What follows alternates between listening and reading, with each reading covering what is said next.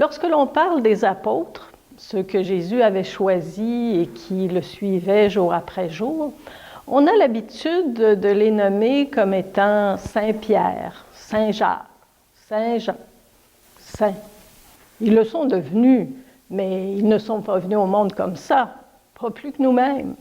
Et d'ailleurs, parfois, leur attitude, dans certaines situations, était loin d'être édifiante.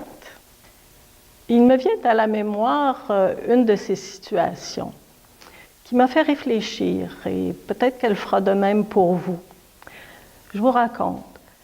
Jean, celui qui était connu comme le disciple que Jésus aimait, approche un jour Jésus en lui disant « Maître, nous avons vu quelqu'un expulser des démons en ton nom et nous voulions l'empêcher parce qu'il ne nous suivait pas. » Un anonyme s'il en est un. Cet homme n'est même pas connu du groupe des disciples et voilà qu'il imite leur maître. C'est impensable. Faire les actions que Jésus accomplit, et cela sans même être du groupe de ses intimes, pour Jean, c'est inacceptable. Jésus ne tarde pas à corriger son ami en défendant l'anonyme qui l'imite en toute bonne foi. « Ne l'en empêchez pas, dit-il, et il ajoute, « qui n'est pas contre nous est avec nous. » Ces paroles nous rejoignent et je crois qu'elles sont appropriées à bien des situations que nous connaissons aujourd'hui.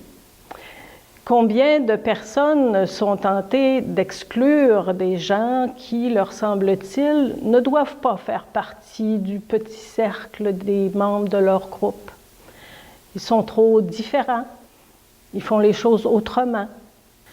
On qualifie ces gens d'étrangers. Et secrètement, on les juge peut-être un peu trop étranges. Comment pourraient-ils faire partie de nos activités, de nos rencontres, nos partages, nos échanges?